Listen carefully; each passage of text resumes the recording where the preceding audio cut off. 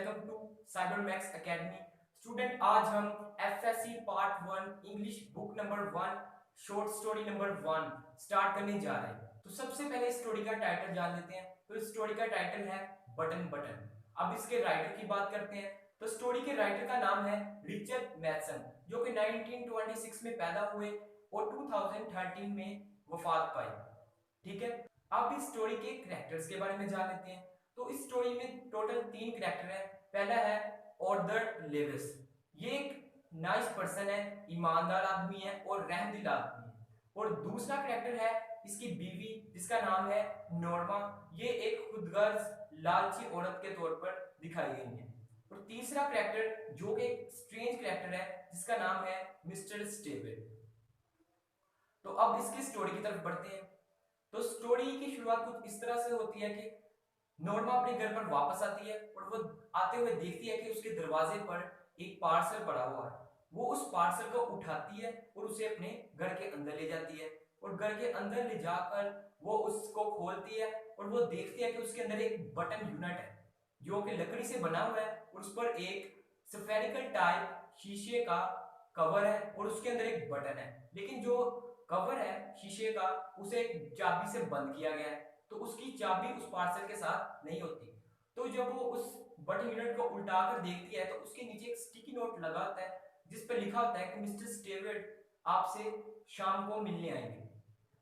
तो नॉर्मा अपने काम में मसरूफ हो जाती है दोबारा।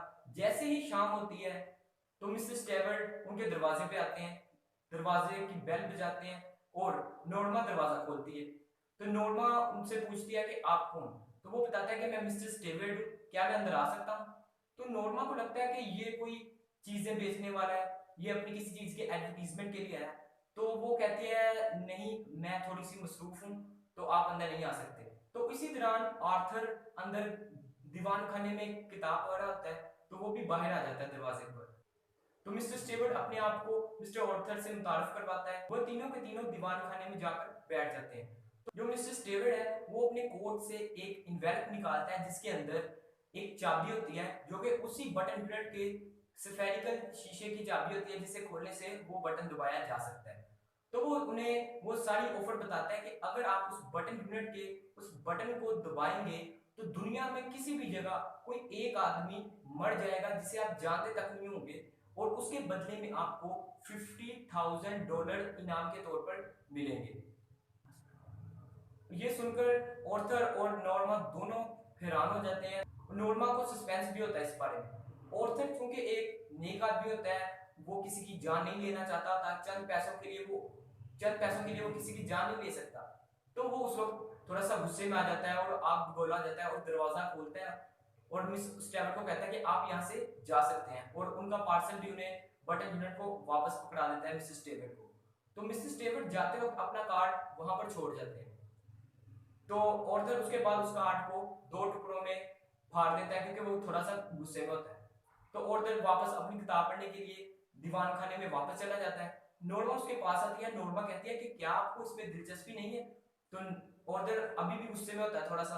तो वो कहता है कि नहीं, इस चीज ने मुझे नाराज कर दिया, इस चीज ने मुझे गुस्सा दिलाया। तो नॉर्मा अपने काम में वापस चली जाती है।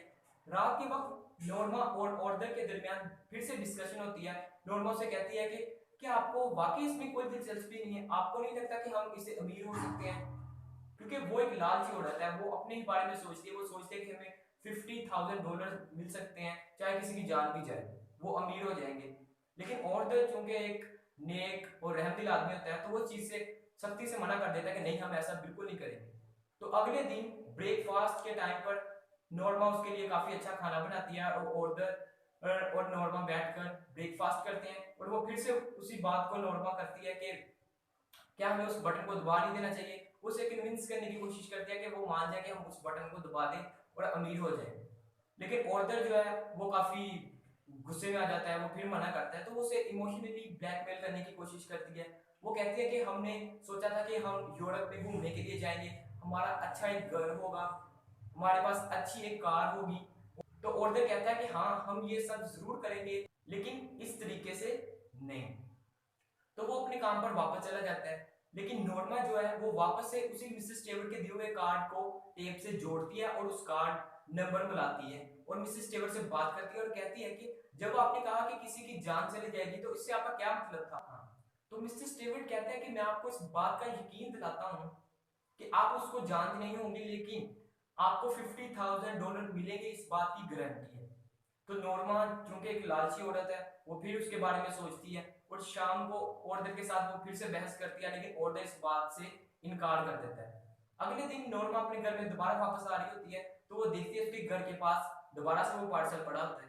तो वो थोड़ी सी गुस्सा आती है कि ये पार्सल फिर से यहाँ आ गया। तो वो अंदर चली जाती है, वो कहती है कि नहीं मैं इसे अंदर नहीं लेके जाऊँ, लेकिन वो डिनर करने के बाद दोबारा वापस आती है और उस पार्सल को अंदर ले जाती है और सोचती है कि मैं इसे सुबह को फेंक दूंगी। तो वो किचन के नीचे वाले कैबिन में उसे रख देती है। तो अगले दिन जब आर्थर अपने काम पर चला जाता है, तो वो उस बटन यूनिट को दोबारा से बाहर निकालती है और उस इन्वेलप से चाबी निकालती है, वही इन्वेलप जो कि मिसेस टेवर्ट उन्हें देना चाहते थे। तो वो इन्वेलप मिसेस टेवर्ट से मंगवा लेती है और उस चाबी से उसको खोल देती है, उस बटन यूनिट को। तो उस बटन यूनिट की तरफ वो गौर से देखती है, एक बार सोचती है कि इससे किसी की जान जाने वाली है, लेकिन उसे इसकी कोई परवाह नहीं होती क्योंकि उसे सिर्फ चाहिए $50,000 ताकि वो अपने ड्रीम्स पूरे कर सके। तो वो उस बटन को दबा देती है। जैसे वो दबाती है उसके अंदर एक तरह से खौफ सा आता है कि उसे पता है कि किसी की जान जाने वाली है। तो वो फिर उस बटन को साइड पर रख देती है और अपने काम में दोबारा मसरूफ हो जाती है। और थोड़ी देर बाद लिनिक्स हिल हॉस्पिटल से फोन आता है और नॉर्मा को इस बात से खबरदार किया जाता है कि उसका शोहर वो एक रेलवे स्टेशन पर खड़ा था और दकम पेल होने की वजह से वो ट्रेन के सामने आ गया और उसकी मौत हो गई। ये सुनते ही नॉर्मा के कदमों तले जमीन खिसक जाती है और वो गुस्से में आ जाती है। और कुछ ही देर बाद उसे एक इंश्योरेंस कंपनी की तरफ से फोन आता है और उसे बताया जाता है कि एक इंश्योरेंस पॉलिसी के तहत आपके शोहर ने $25,000 की इंश्योरेंस करवाई थी और अगर उसकी हादसाती तौर पर मौत होती है तो उसे वो रकम डबल मिलेगी। तो वो थी $50,000। और साथ ही मिस्टर स्टेवर्ट की कॉल आती है, वो मिस्टर स्टेवर्ट की कॉल उठाती है और गुस्से से उसे कहती है कि तुमने तो कहा था कि मैं उसे जानती नहीं होंगी। तो मिस्टर स्टेवर्ट बड़े ही नरम लहजे में कहता है कि क्या तुम अपने शोहर को जानती थी? इसका मतलब ये था कि तुम्हारा शोहर एक नेक आदमी था, ऑनेस्ट आदमी, रहमदिल आदमी था।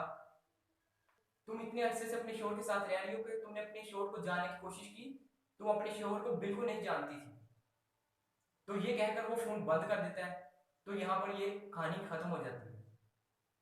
और इसका जो मोरल लेसन है वो ये है कि लालच बुरी बला है और चंद पैसों के लिए हमें किसी की जान नहीं लेनी चाहिए।